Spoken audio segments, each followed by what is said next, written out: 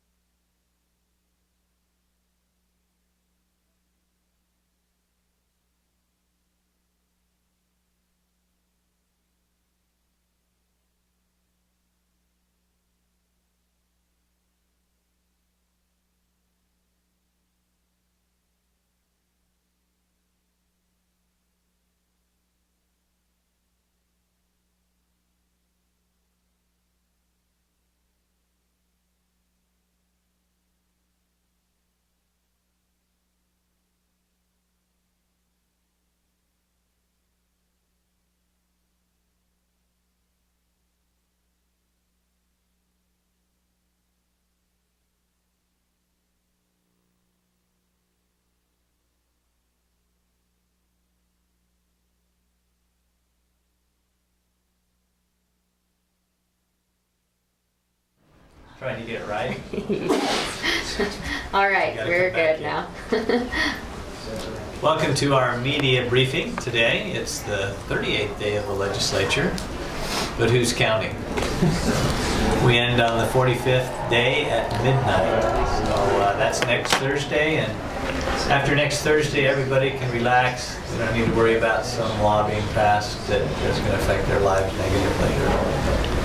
We just give you an idea about what bills have passed so far. We have 96 Senate bills passed and 119 House bills. Compared to last year, we had 98 House bills and 88 Senate bills. The year before was 147 House bills and 92 Senate bills. So looks like we're on schedule to pass.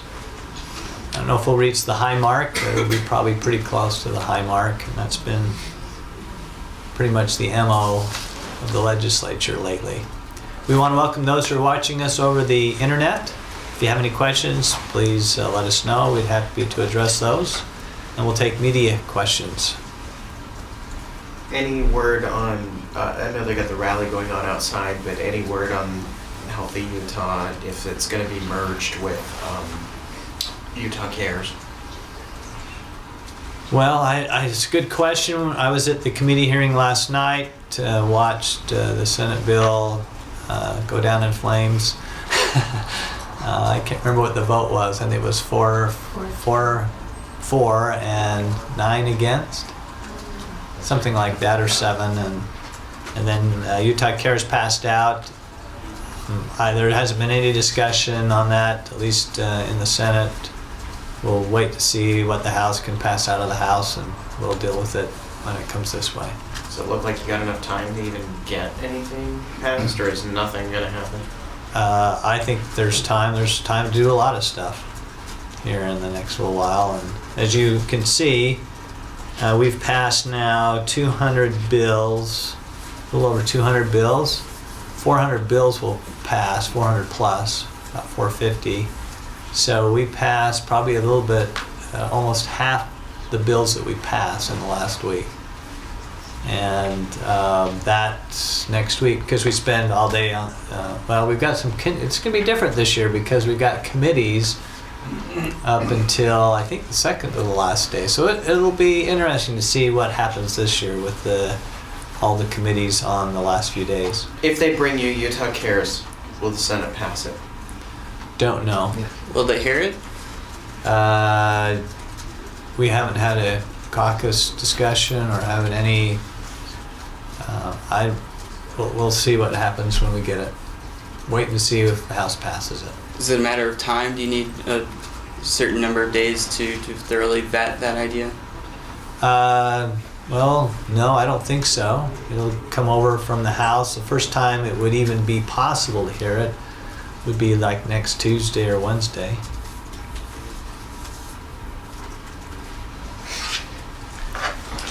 Budget. How's it looking? Yes, it's we're just about there. We've got we're down to a few more meetings. I think we've got everything. All the big pieces are put together, and we're kind of working through the smaller pieces right now. But we've just about got it finished, or got a budget that we can put together.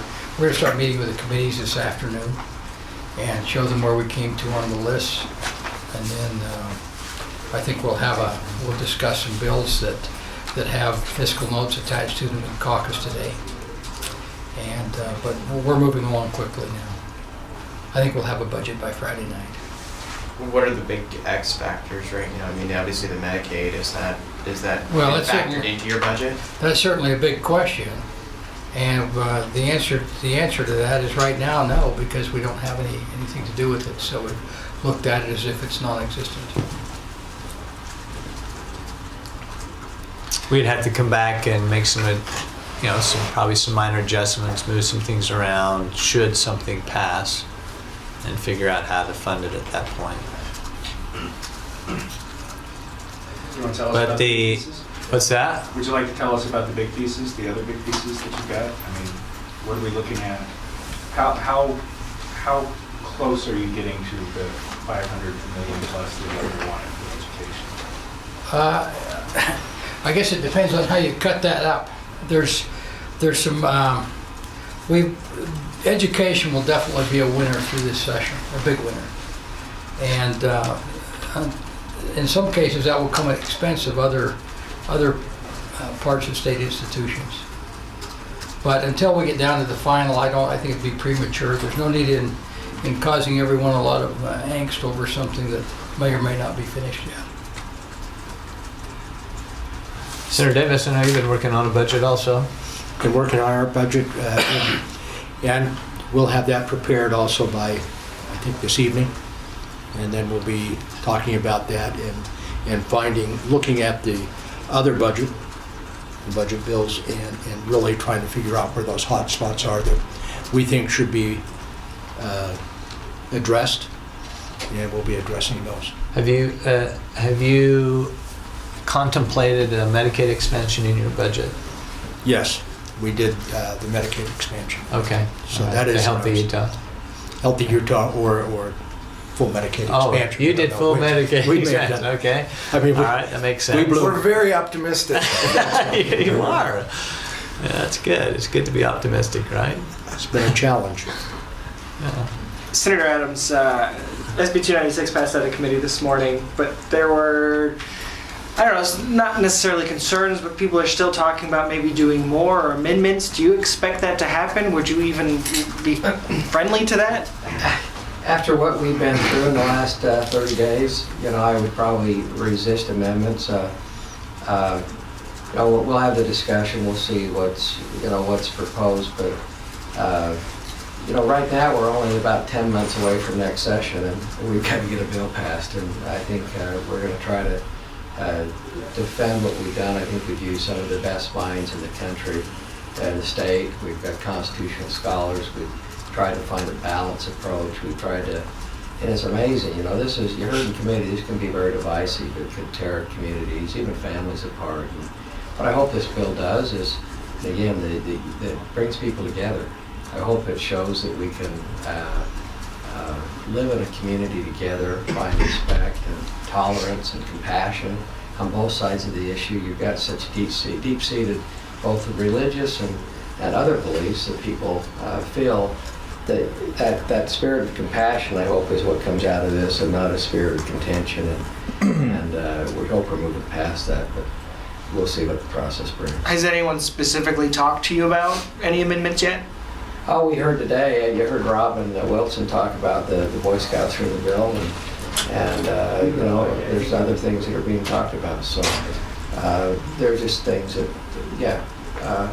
issues that have come up, but I think, quite honestly, I think even Robin sees that we've got a bill that is the way it ought to be, and I think hopefully it moves through.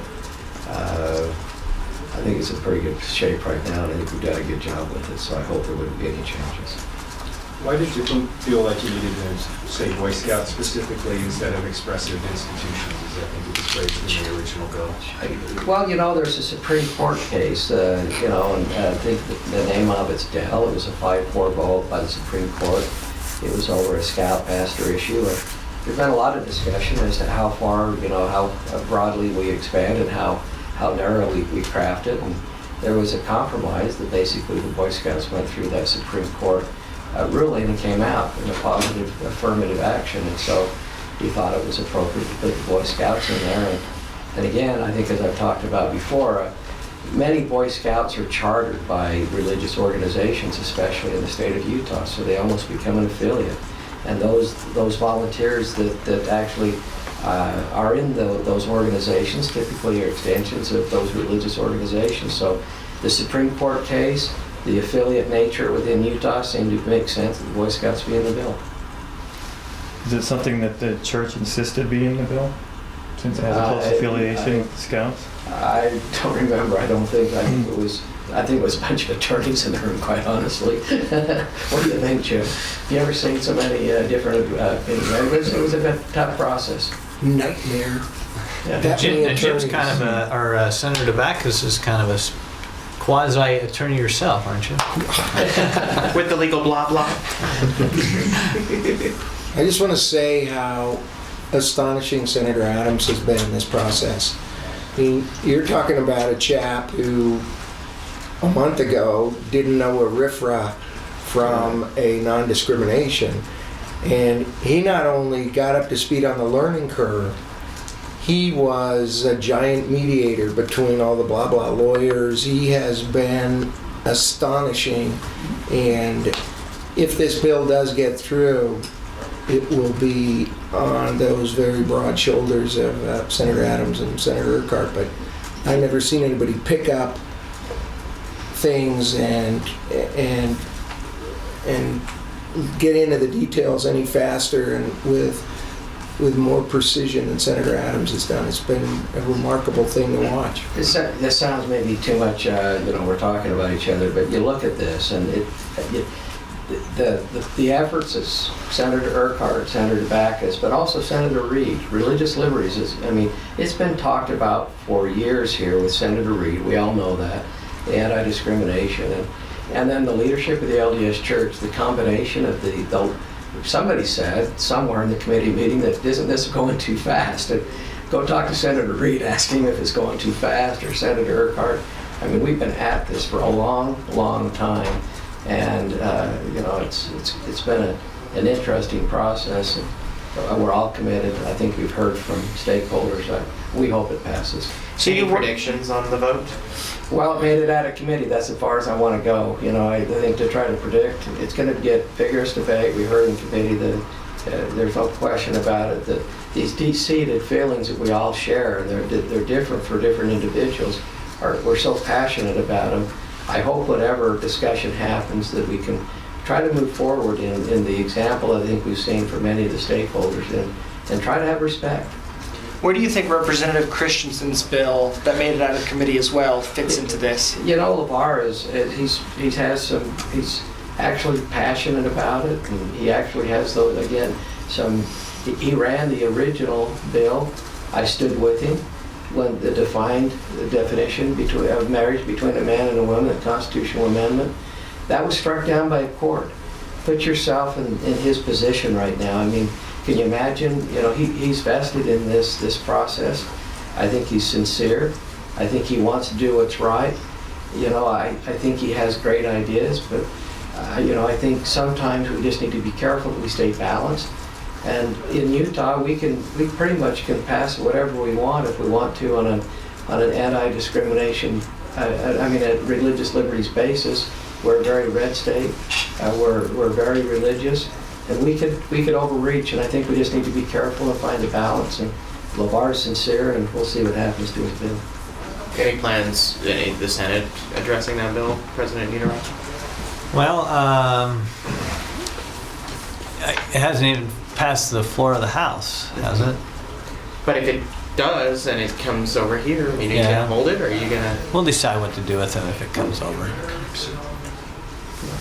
We will get them. But I don't want to push this too far, Senator, but if you do bring this bill over, if his bill does come over here and you do have a hearing on it, do you run the risk of upending this whole balance that you guys have spent the last month? Well, I can't underscore the fact that I believe LeVar has moved forward in a very sincere effort, but in any process, there is you got to include all the stakeholders. And LeVar's reached out, but it's just, if you move forward unilaterally, you need to make sure that you look to the balance that we try to get. And I think we've worked to try to bring the proper people together to find that balance, and we'll see what happens. But Has he reached out? a little bit, but I spent time with LeVar and other people have, and I'd probably let him speak for what he's done. Okay, But, all right. Yeah, we'll see. I think you can see the compromise also, that 100 is not being talked about now. It's an entirely different bill we moved in and brought things together in a way that I think is So I Send it said back. to positive. I was just going to say, I'm grateful to Representative Christensen that he's reaching out to Senator Stewart for the gay community's perspective on it. Careful. Well, it sounds like he hasn't reached out much then. So, I'd ask you, Jim, how much their Senator Debackus, how much time, but, Look, I like LeVar Christensen's bill. I think really this is the way we do it in America. You know, his views, his ideas, his perspectives, they should be on the table. You know, they got a debate last night. They may or may not get a debate, but we got a lot of ideas, and that's the way. We're juicing them around. We're kicking them around. It's what will come out will be what's good for Utah. I mean, I have tremendous faith in the system, a lot more this year than last year, but I think we're going to get there. And I don't ever want to say somebody else's ideas or characterize them, because people characterize mine all the time, and a lot of times they're right. So I'm perfectly fine with Representative Christensen having views. So Senator Okerlund or Stevenson, either one of you can take this. I'm kind of going back to the budget a little bit. You're caucusing today shortly, and then again at 6. Are you discussing the budget in one of those two, or both of those two, or how do you? Yeah, certainly today we'll be addressing the budget. We'll be presenting to the caucus kind of where we are.